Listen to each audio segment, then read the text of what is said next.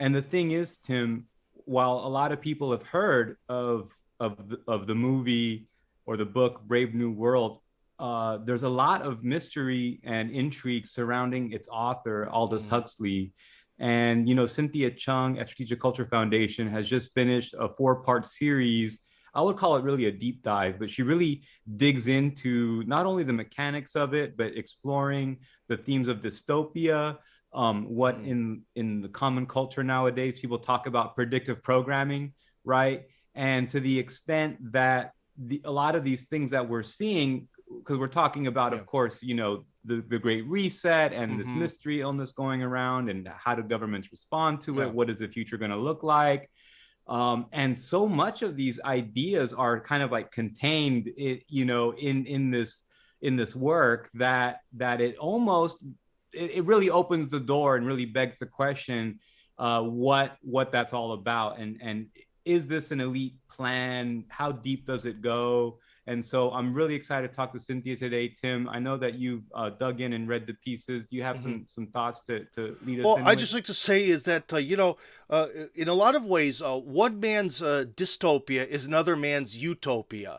And I think that that's kind of maybe the underlying message where when you're a teenager or in your 20s and you're in college and you read Huxley for the first time, you might see it as this sort of the Brave New World as being something, I don't know, gross or to be avoided, or for us who are sort of at the bottom of the scale of society, something that's kind of scary, needs to be avoided. But he seems to write with a bit of optimism. He seems to kind of portray this as being all well and good. But I think Cynthia could describe this much better. So maybe, Cynthia, let's get just into the overall. Well, why did you decide to write this sort of massive breakdown of the life and works of Great Aldous question. Great Huxley? question. Yes. I really wasn't planning on it being a 4-part series, and I actually learned quite a bit doing research for the paper. And I always wanted to do something on Aldous Huxley's Brave New World, because it's so influential. But I found that people were getting very mixed, messages from the book. Also, if you listen to Huxley's Ultimate Revolution, the Berkeley speech, if you look at the YouTube comments, so many people are like, "Wow, what a wonderful man!" I mean, he was really so ahead of his time, and he really saw ahead, like all of the bad that was going to happen in our society. And I knew that that wasn't what Huxley's intention was, but I myself didn't fully know the whole background as well. And I would say that, in order to understand the Brave New World, you really do have to, first of all, know what was influencing Aldous, which T.H. Huxley is most definitely something that you have to understand what he did to reform science, but not just reform science, but, there was, if you read the works of like H.G. Wells or Bertrand Russell, which also played prominent roles in, I mean, almost to the point where Aldous was kind of borrowing a lot to Mm, borderline plagiarizing, fascinating. Fascinating. particularly Bertrand Russell's Scientific Outlook. There's a letter between him and his editor where he even was contemplating charging Aldous. They didn't get along when Aldous was much younger, but then they started to gel more later on. But if you look at how H.G. Wells and Bertrand Russell speak, they're talking about the switching of the old guard with the new guard. And T.H. Huxley was the one to start that reformation, where it was still an imperial outlook, but they realized that that old imperial outlook was losing the battle to what largely the United States was coming out as an industrial powerhouse. But you saw what Tsar Alexander II was also going along with this. There was the Meiji Restoration, and quickly after too, the Sun Yat-sen's adoption of Lincoln policy. So this was always meant to be in its best form under Henry C. Carey and so forth, an international Well, let me industrialization. stop you a Yeah, little bit this here. is So you're saying, fascinating, but there's so yeah, much like what happening is at your, once. We want to yeah. untangle Sorry, this. So sorry. now, Okay, so we're let me going, say, Tim. yeah, if you're Well, going from old guard to new yeah, guard. So right. who, but wait, hold on. Yeah. This is Okay. fascinating. Wow, this is awesome. Yeah, Joaquin's pumped. So let me ask, Cynthia. So you mentioned another Huxley. Didn't sound like Aldous. So you said T.H. Huxley. Mhm. Is who is that? Is that the? Yeah, T.H. Huxley is a Darwin's bulldog. So in part two of my series, I go through pretty much all of that and what Darwinism did in terms of reforming science, which, by the way, T.H. Huxley never was really fully on board with this, but he found it useful. Any relation to Aldous Huxley? Sorry, he's the grandfather. So T.H. Huxley is the grandfather of Aldous Huxley, and he was like Charles Darwin's attack dog. Yeah, and because Darwin wasn't very good in debates, and also his theory has a lot of holes in it, and so T.H. Huxley was very sophistical, sophistry styled debates, so that it was very quickly it took hold, and what that did for science was that it denied purpose all of a sudden. Mm-hmm. It denied the existence of God and within the realm of science, because before, scientists, it was more common for scientists to believe in God and to believe that there was a purpose within the universe when they were working on whatever scientific hypothesis they were working on. Now under Darwinism, which reformed like everything, it was random, had no purpose, there was no God, and man was but a beast. And Aldous Huxley and Julian Huxley were raised in a household where their father wasn't anything very special. He mostly focused on writing about T.H. Huxley and Darwin, but T.H. Huxley was like a god in their household, and it was really the expectation that they were going to continue that massive legacy. So it's really important when you regard what's motivating Julian, what's motivating Aldous in everything that they do, is to continue that legacy of T.H. Huxley.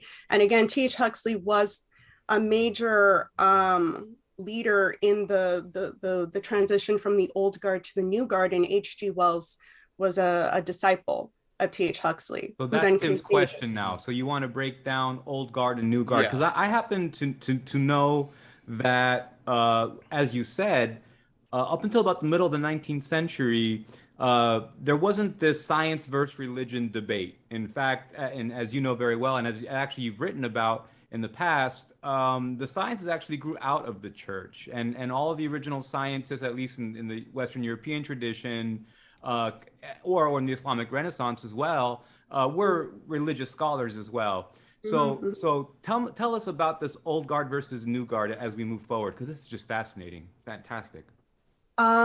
Yeah, and I just want to add, scientists like Leibniz, or Kepler, they wouldn't have been able to be as powerful as they were if they didn't believe in a God. It doesn't have to be whether you're Christian or Muslim or so forth, but just that you approach everything in the universe as having a purpose, and that it's a moral purpose, which is very important.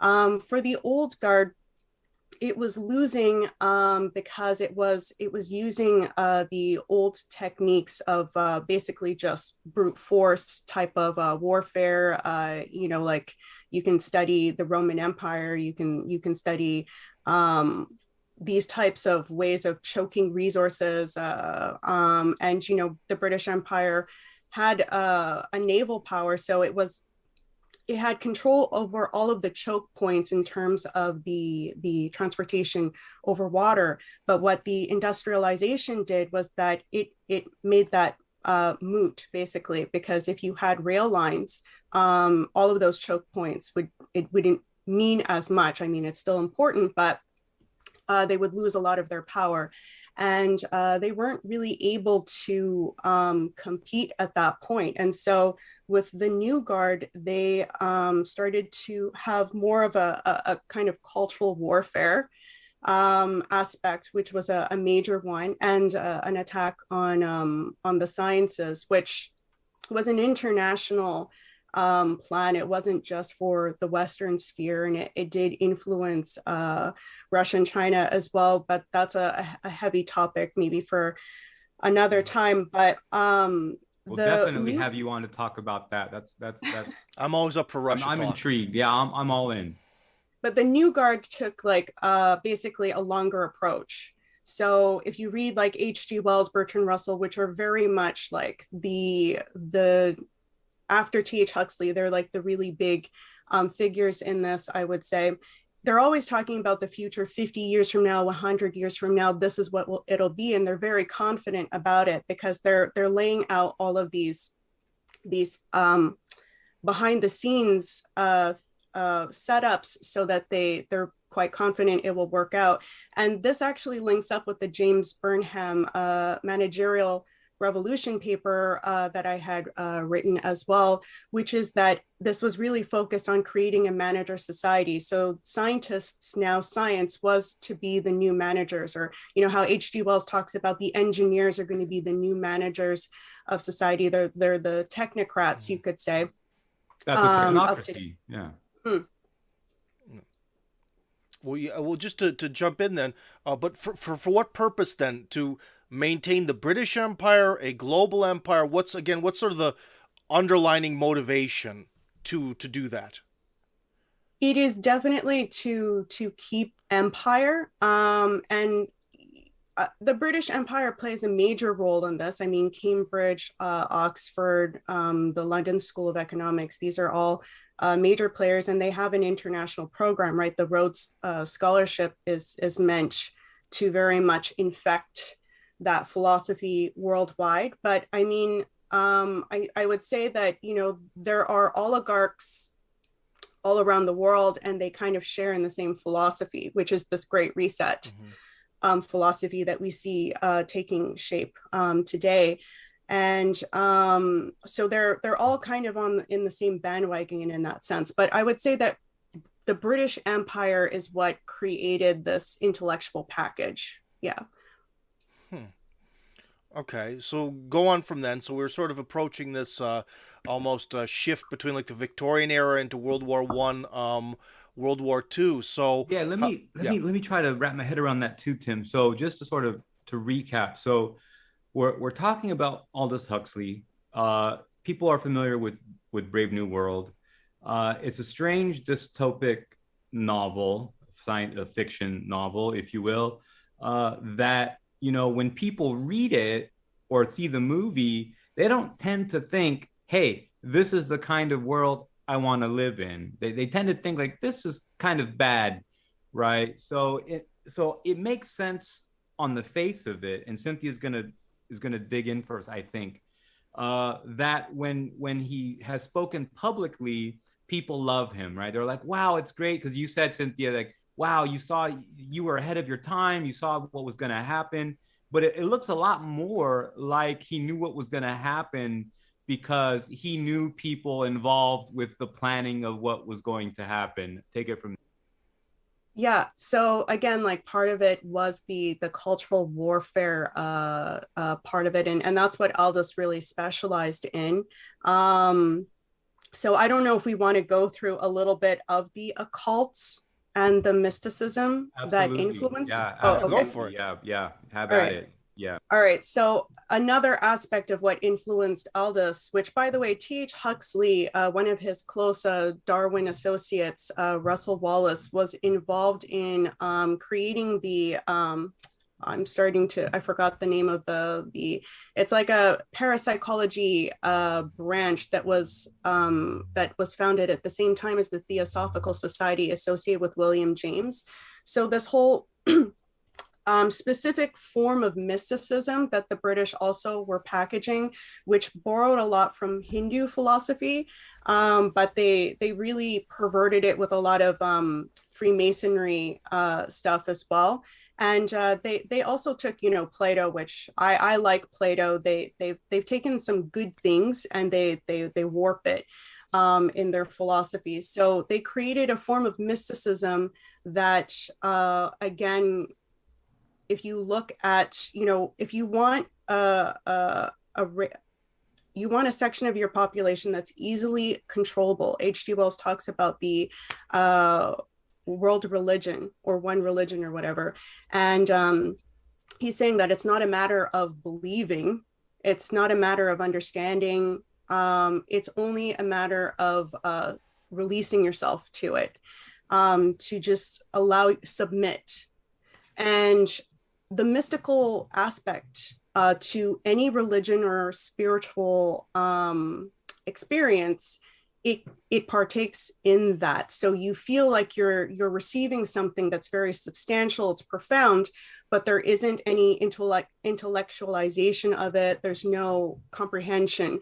And so they were really studying this aspect of religious and spiritual experience, the mystical, and they were trying to fine-tune it, package it, which Aldous Huxley is the culmination of that, really, with his Doors of Perception, where you can have like a fast track to what appears to be the secret mysteries, when, you know, really you're having, you know, certain types of emotions and fleeting insights possibly, but it's not really any kind of knowledge or any kind of empowerment. Because, you know, I've heard a lot of people really think that LSD was like the CIA screwed up when they spread LSD everywhere, because it was actually a wonderful mind-opening drug that was like super empowering for people, and they had to like put a lid on it.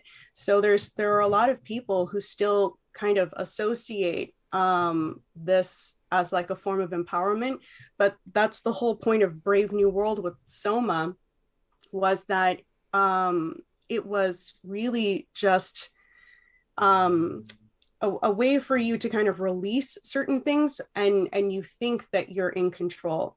It rather focuses more on comfort, happiness, and to make sure that there's no type of frustration. So you have certain things that are open for you to kind of get that stress out or whatever, and so you can be contented that way.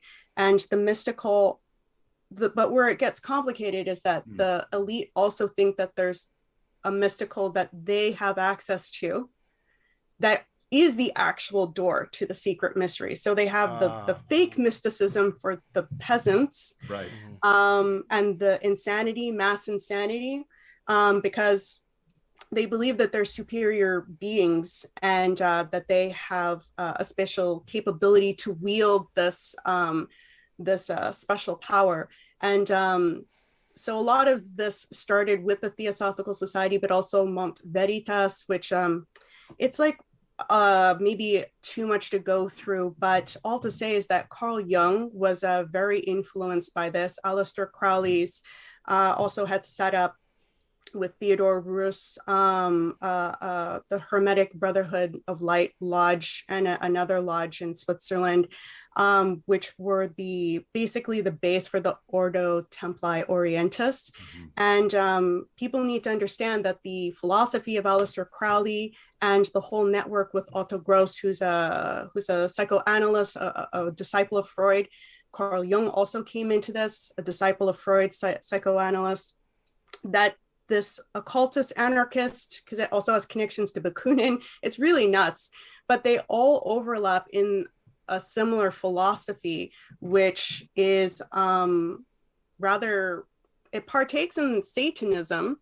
And I actually was looking a little bit into Carl Jung's psychology of the unconscious. I just want to read something really quick for you, because I think it says so much about how Carl Jung, his whole worshiping of the sun, which is a major part of the religion of Mont Veritas, when he wrote the Psychology of the Unconscious, which is like his most famous book, he talks about this quite a bit. This is all because of Mont Veritas and Otto Gross, but he writes under the chapter Aspects of the Libido, he takes out a section of Faust.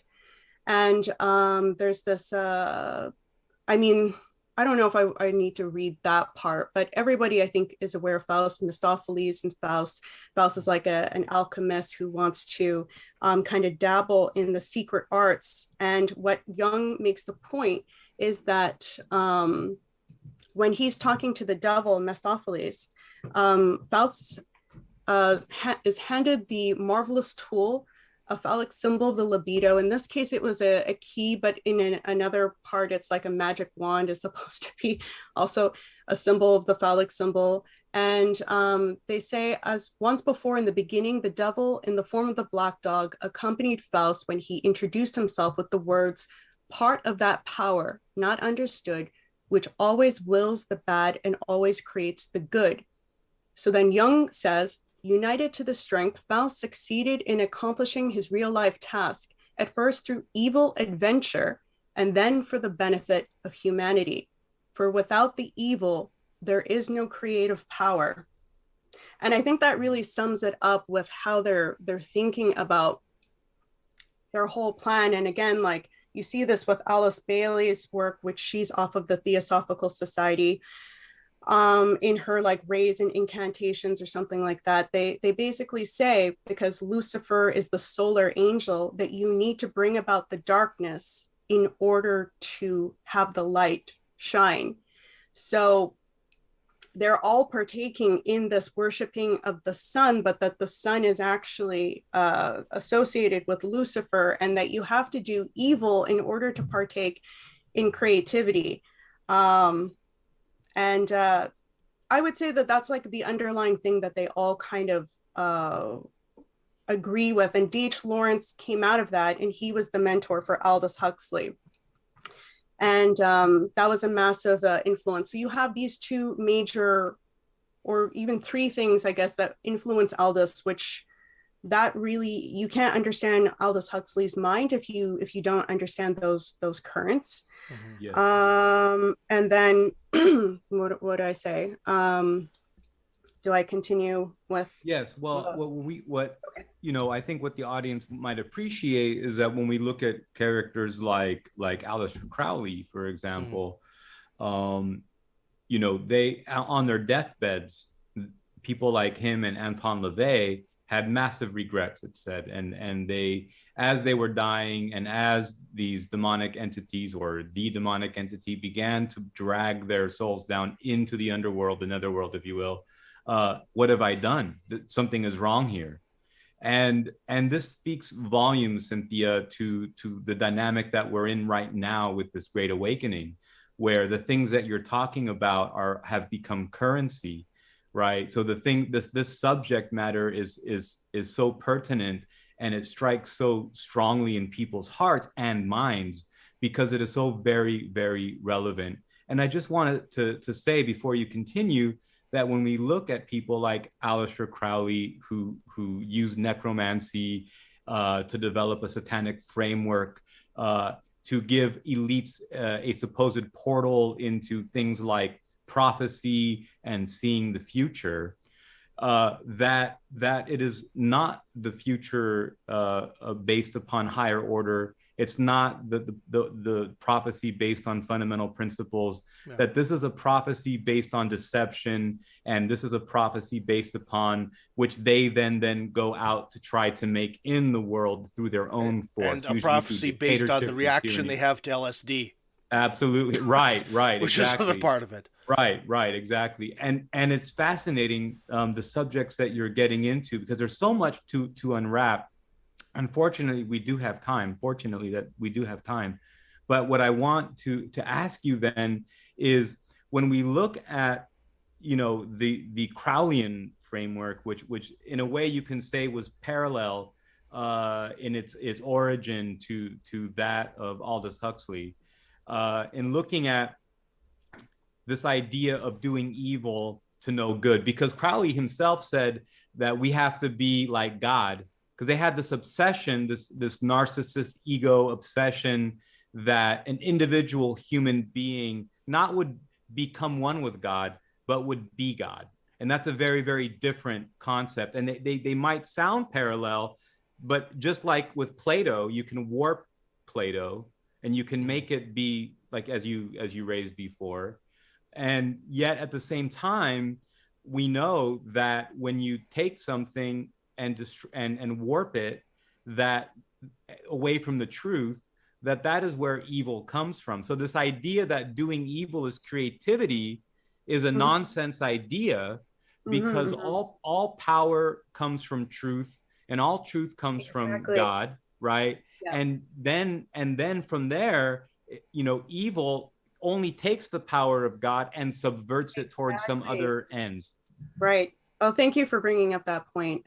Because yeah, that's a very important point, that there is no power in evil in itself, but it always has to take from a superior force, which is the good, which is the truth, and it warps it and it manipulates it.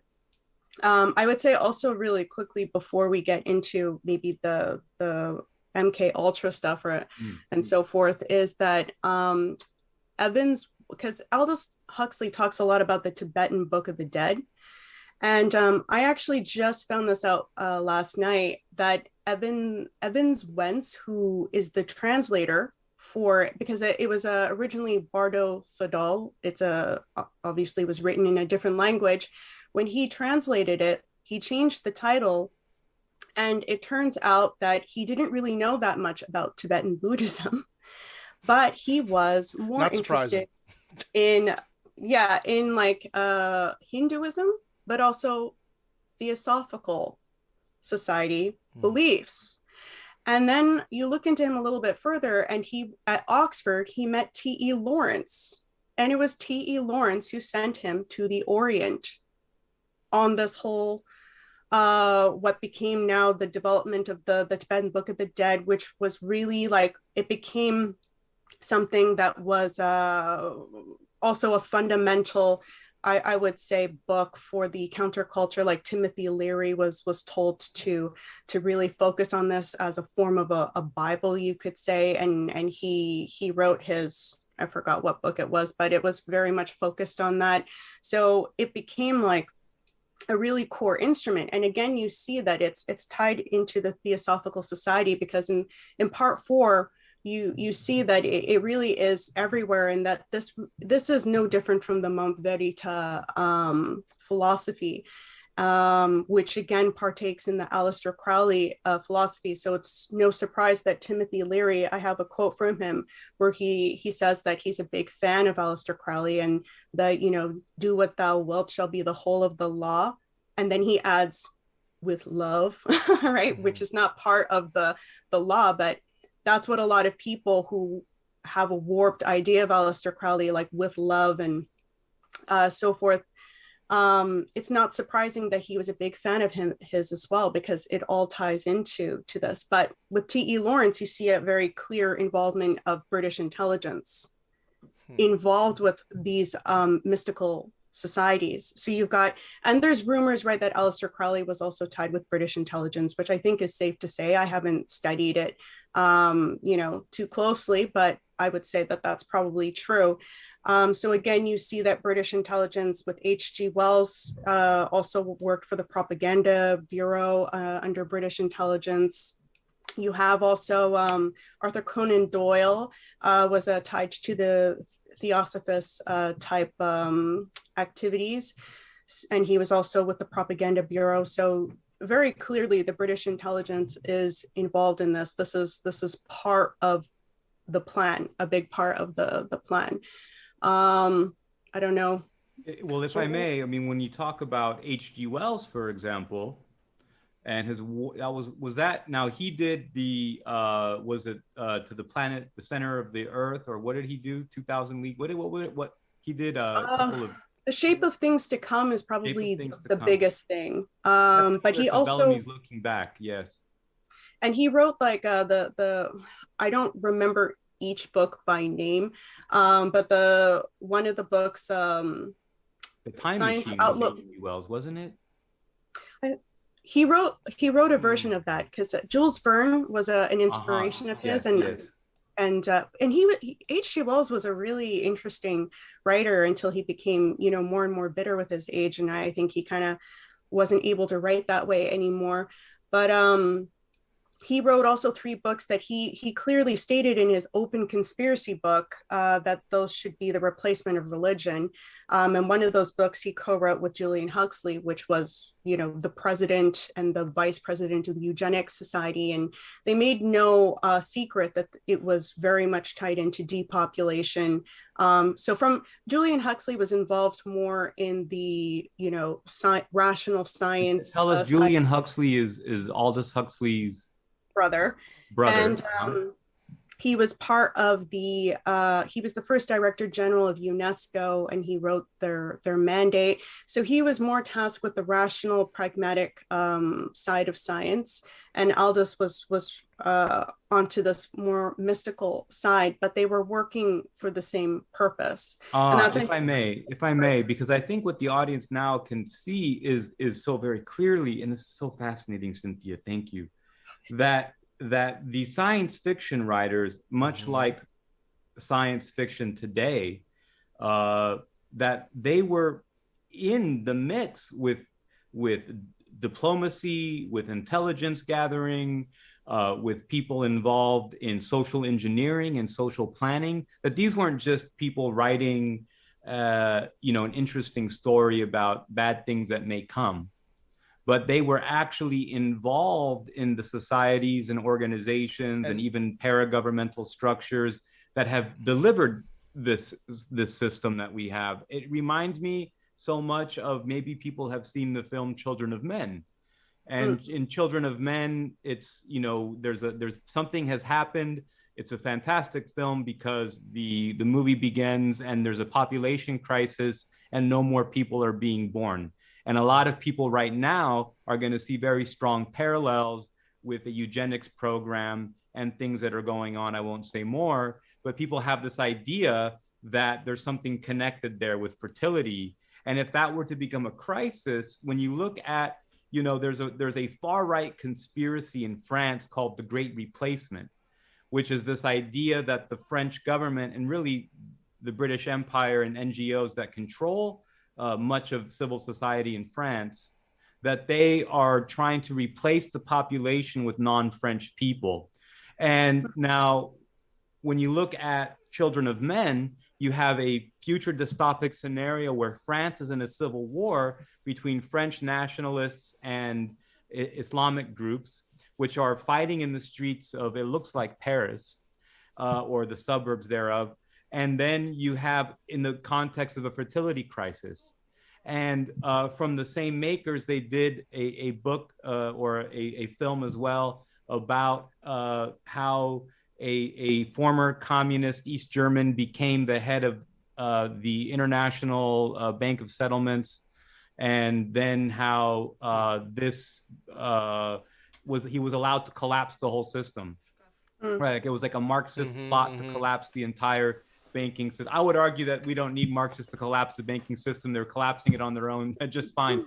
But nevertheless, what you touch on, it just there's so much to unravel and for people to dig into. I highly recommend these 4 articles that you've written. Now, is this the last in the series? Well, I'm actually planning on writing a book. So I'm going to be doing more articles, but it won't be like a part of the series, but it's a part of the story anyway, because this one was just like revolving around Huxley. But then I realized how massive this was that I've decided that this would be a good, material for a book. So, yep. Yeah, I mean, because when people will know Brave New World, and it's sort of right up there with 1984.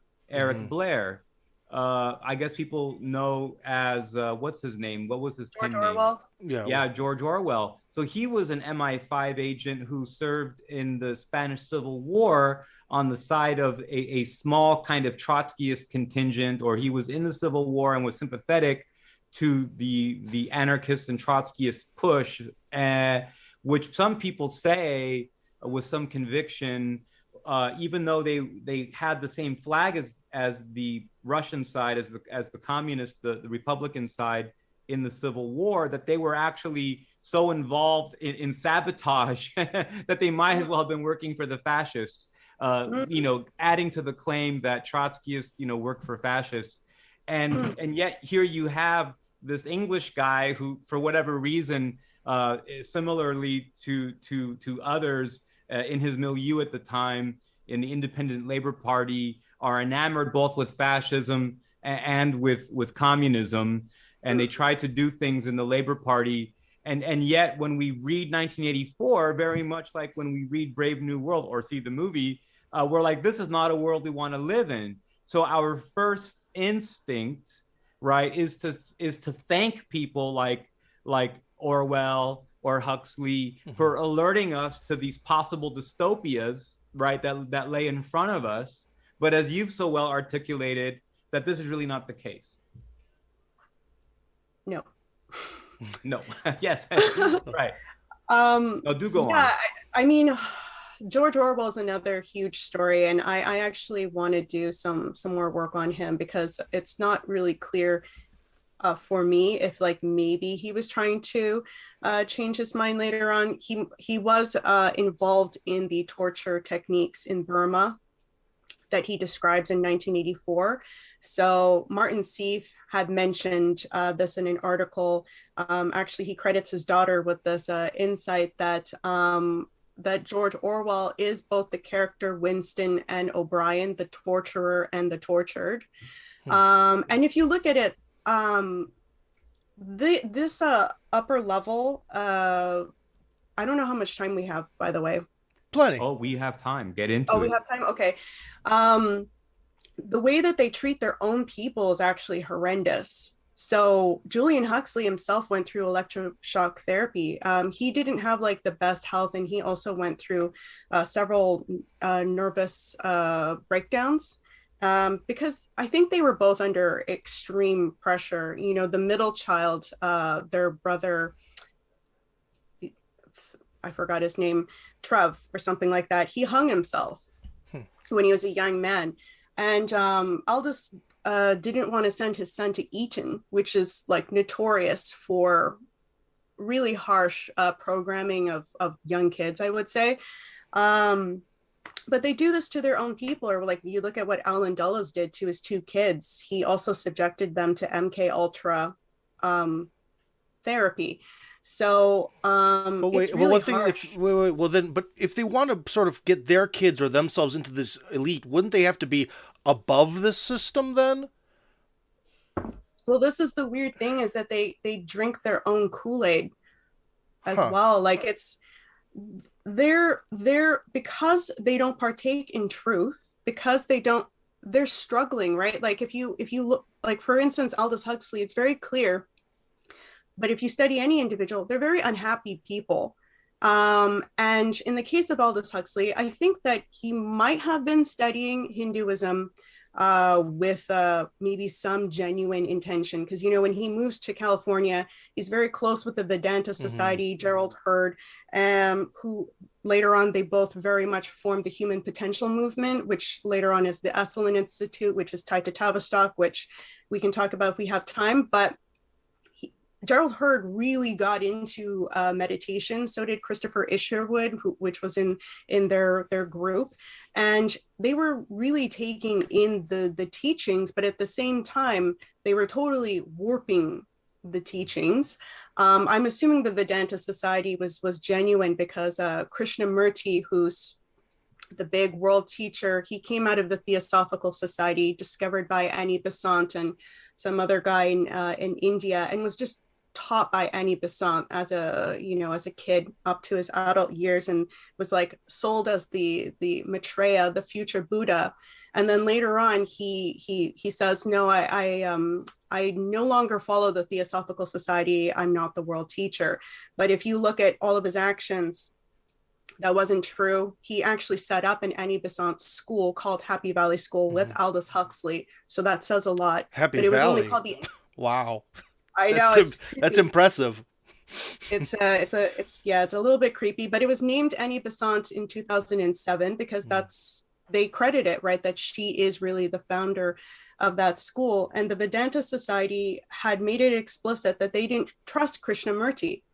And Alan Watts, who's this big guy in Zen Buddhism as well, like he has this talk with Krishnamurti and the Swami at the Vedanta Society, and their interpretation of Hinduism is only to take like what they can use basically to manipulate and control people, but they're skipping steps. But the thing is that because they think they're so elite, they think always, right, that they have access to the secret mysteries. And I think that there was a genuine frustration on the part of Aldous Huxley that he couldn't achieve enlightenment. I believe that he really was hoping he could achieve that. And so when he found drugs, he really thought like, okay, this is finally my legacy.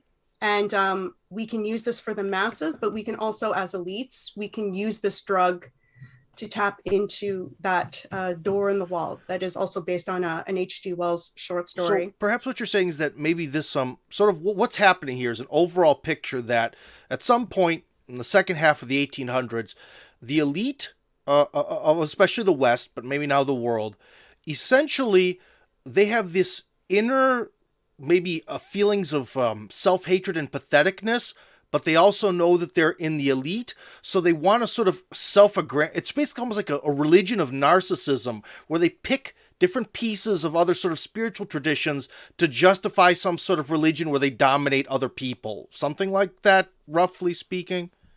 Is that what's going on here? I would say so. And also, you know, the British have always been very interested in the caste system in India. And I don't know enough about how that happened. I do think that there are genuine, very good teachings in the Hindu philosophy. And Vedanta is one of the, I believe it's 7 ancient schools of Hinduism, which maybe that's why Huxley and Hurd and Isherwood were there to subvert it, because Krishnamurti too, it seems, was trying to subvert this in Hollywood. It's like a battleground for like, you know, think tanks and influencers. But yeah, the caste system in India, unfortunately, it's an awful situation for anyone who knows like the untouchables up to the Brahmins, who are almost godlike. So I think that the British it's the Brave New World is a scientific caste system, right? So it wasn't his idea to bring in Hindu philosophy, but I think that's why it was brought in, was because they could see this. And also, you know, there's stories about Tibet too, where they had slaves and they didn't treat them so well. So there's like these common links to some of the corruption of these religions. Was it, I mean, because when we think about the British Empire, and I compare it to, for example, Russians today, right? What one thing that the English or really the British Empire did so well was absorbing and understanding the world outside of them and trying to find sometimes esoteric, sometimes occult ideas that existed within the ruling class, within indigenous esotericism within those societies, in order to sort of link up with them, but to dominate, to integrate them into their own intelligence structure, and then to create, as you said, like let's say a world religion of sorts. I know that Aldous Huxley, he has the Perennial Philosophy, right? So you have this idea, and there is it's a corruption of this Platonic ideal, because there really is, in a sense, a perennial philosophy, but it's completely at odds with the ones that the elites promote. And that's sort of like the plot twist, is that there are many different paths up the mountain to the one God, to consciousness. There are, and the world is a diverse and beautiful place. And there are these fundamental principles that connect all of us. But yet the world that the elites are doing, that they're trying to create, is where they do it through these intelligence organizations, through secret societies, to link up all of the worst ideas, right? So it's like, because there are bad ideas in every philosophy and every religion in the world as well, or there are techniques of rulership, to be more accurate, that elites have inserted into the various world religions in order to create hierarchical power paradigms which are non-meritocratic and unjust. So Yeah, I think that that's so fascinating when you deconstruct it the way that you have. And could you tell us some more then how you think how this connects to what we are seeing today with the Great Reset, or with the discovery that many people are now coming to see that the elites in the US through Hollywood, through entertainment, are also connected to some of these same ideas and networks? Sure. I want to say really quickly, because you stirred up some thoughts for me just now, that Plato makes the point in Gorgias that a tyrant is the most enslaved person, because they are most enslaved by their desires. They're not actually in control of themselves. And this is really a good way of looking at all of these people who worship power. And they will, they can get into these positions of power through obsession if other people are not paying attention. But if there is an organized good, they can't compete against it, which, I would say, that Russia and China, thank God, are largely on that side of history. And that, Aldous and others, they never were really interested in spirituality. Just like when Aldous studied Christianity, he was interested in Christian mysticism. So it was, again, just using these tools of control for people. But ironically, because these people are so mixed up, as I use that quote from Mustafa Mond from Brave New World, who is like the largest controller that we get to hear the thoughts of in the story. John Savage, the Savage, asks him, "Do you believe in God?" And he says, "Yeah, God probably does exist." And the Savage is like, "Well, why are you doing all of this then?" And the Mustafa Mond's like, "Well, he exists in our day because as an absence. He's not there." And that's, again, like a big factor to their understanding of things. Like they're really messed up, but they have no connection to purpose, no connection to the universe, which they've done to themselves as well, mentally castrating themselves. And the Savage says, like, "But that's your fault." And Mustafa Mond responds, "Call it the fault of civilization." And again, this is like a core thing of to bring about evil for good. They do think that they have to attack industrial nation states. It was actually made explicit by Theodore Roos with a National Grand Lodge. He actually had in 1917, I think, a conference talking about the need to address this. And how we see that today, well, I go through the undercurrents of the Frankfurt School, which again was a really big player in Hollywood. And Aldous Huxley was going to the, forgot her name now. Anyway, it's in the paper. It's a salon where a lot of the Frankfurt School people were also hanging out. And they were very much at the forefront of the attack on beauty, which is what laid the groundwork for much of the counterculture movement, was the idea that it was the attack on the classical aesthetics, classical culture, and that classical culture now was supposed to be the oppressor. Classical culture was blamed for all of the hardships, the injustices, and so forth in the world, and thus we had to be like anti-culture pretty much. And that's where all of the ugly art came from, where all of the ugly writers like Camus and Henry Miller, The Tropic of Cancer. I read that as a teenager. It was like really a hard experience for me. It just like kills, any optimism you have of human nature. And this was a very big foundation for the counterculture movement, where there was no truth, and that ugly was the new beauty, and increasingly insanity was the new sanity, which they talk about in terms of what music can do, in terms of like, they take classical music, they take elements of classical music and they warp it so that it becomes addictive, but without a message really. And they were focused on actually creating schizophrenic like symptoms from this. I have a quote in my paper on it, but they have like several quotes. They were very explicit with their intention to induce that, which again you see with the counterculture movement. And then you have from the Tavistock side of things, like the work of William Sargent, who both him and Aldous communicated a lot, and they mention each other in their books and in their lectures and so forth.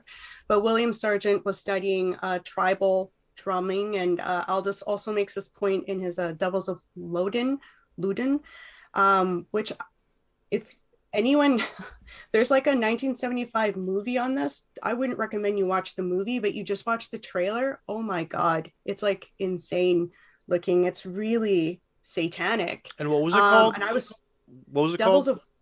Devils of Loudon. It's Loudun. I would just watch the trailer, but it was really messed up. And I was so surprised that Aldous Huxley was like that. Like he went there. I thought he was a little bit more careful with how he wrote. And so they're really, again, exploring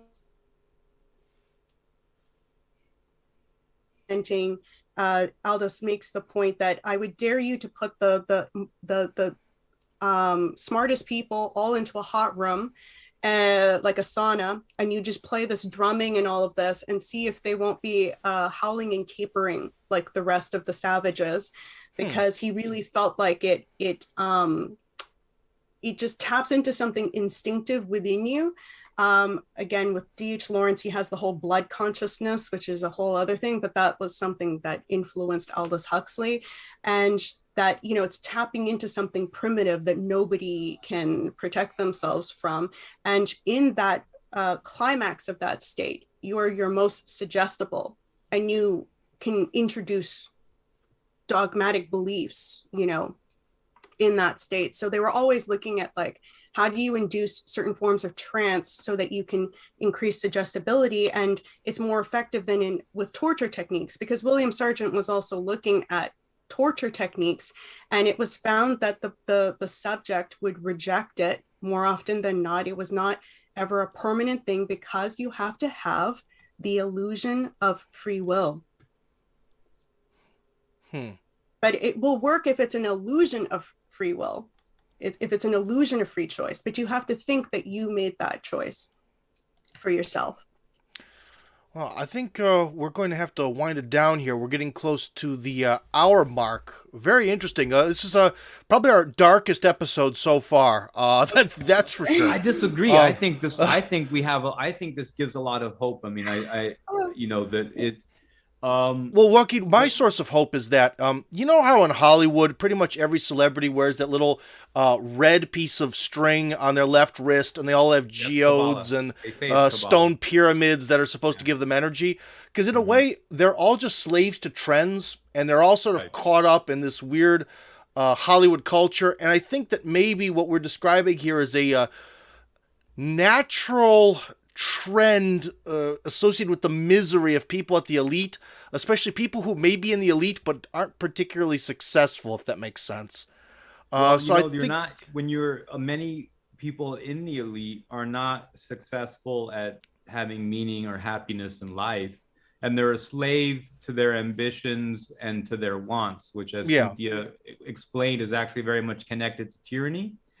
And I think that, you know, my takeaway from this, it gives me a lot of optimism, because I know that in this realm that we live in this world, and in this time, there's such a strong permeation of evil. And I think when people realize that it's not just bad stuff, but that it takes on supernatural dimensions, we understand in almost a kind of messed up way that there's the possibility of supernatural good.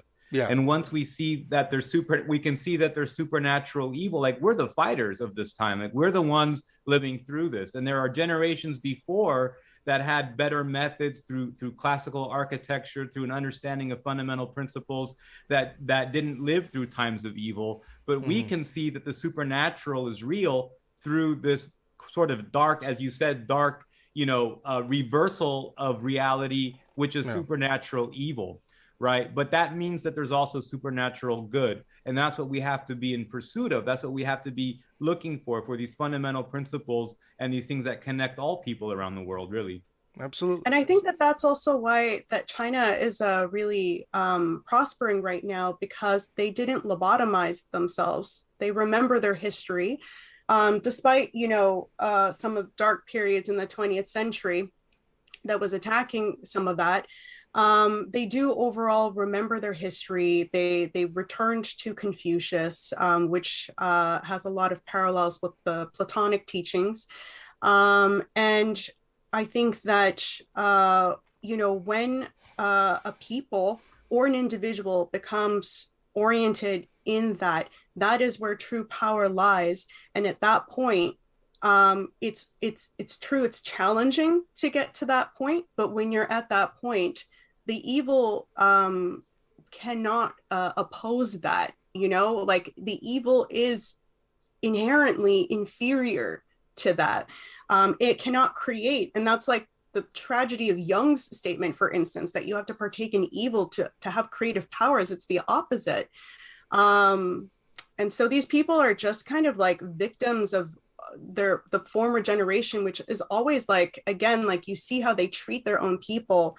They don't treat themselves well either. So it's a really horrible way of living. But it's like, it's funny that D.H. Lawrence talks about the blood consciousness and that like the blood remembers from like the past ages. Well, they certainly have that problem where they just keep reinfecting themselves. Mm-hmm. Well, I don't know, but I just would like to end this discussion on one thing. I can tell you one thing for sure, that every person I've ever met who uses drugs regularly is a complete freaking loser, and that is guaranteed, whether they're in the elite or not. Cynthia, thank you very much for being with us. Joaquin, it's always a pleasure to see you, and to our viewers, we'll be back in 1 week's time.